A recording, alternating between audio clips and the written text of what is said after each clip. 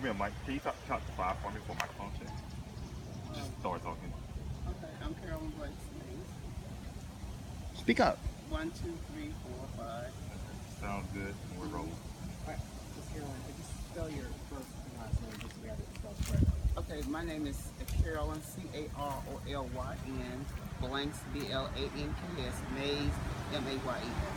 Is that the hyphen or just? No, Okay. just Carolyn Blanks Mays. We are the Blanks family. My mother and father have been out here over 60 something years. So you lived in Mobile pretty much all your Yeah, life? I've lived other places, but I've lived here. You have a very strong message. You've had these out here for over a year. I guess what prompted you to make the signs and make the t-shirts and push your message out there? Conviction. I can no longer stand by and allow our people to be just ran over, just run over. Let me give you an example.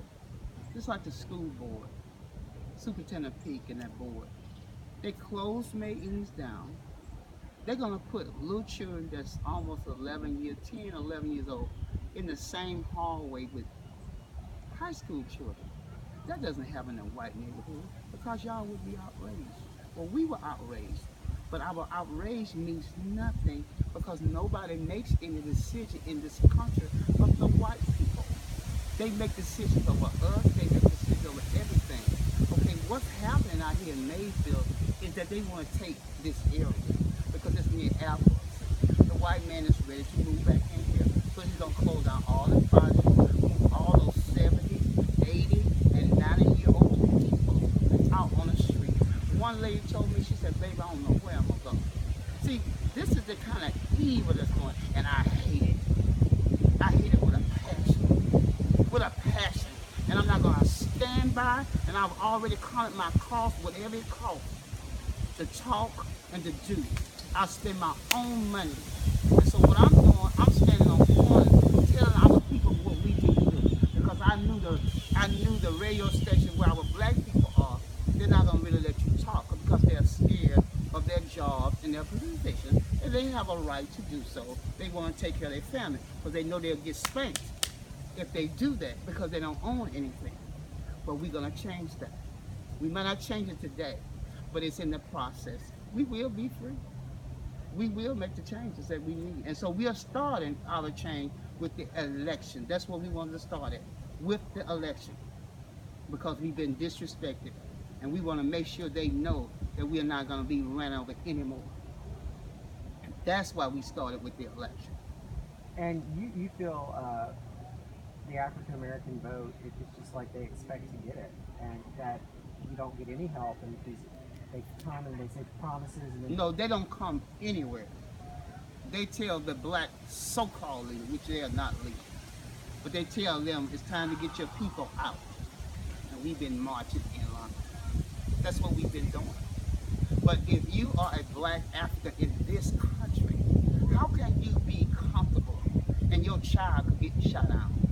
How can you be comfortable seeing all these people with their hands up and they still shot down? Really?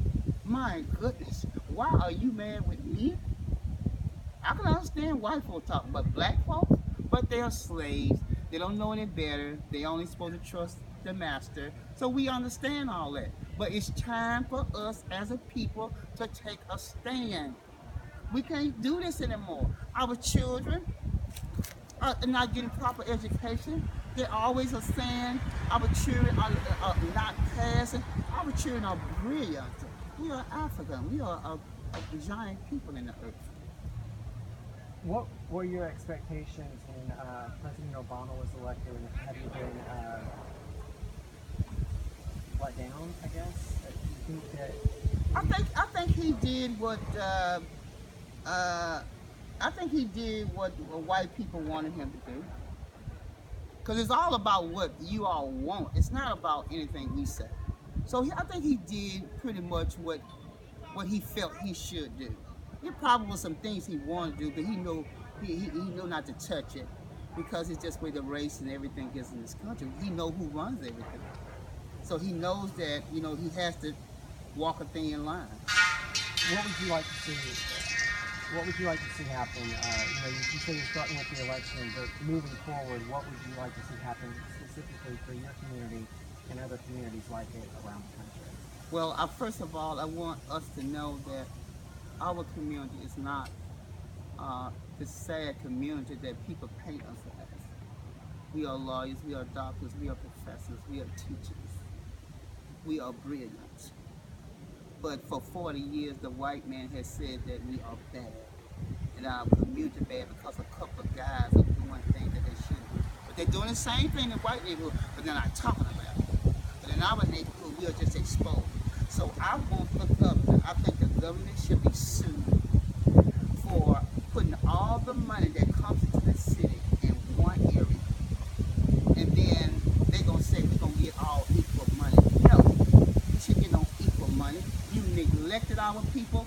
We are paying money. We are paying property taxes. All our money is going in money and everything. And we are getting nothing. Nothing.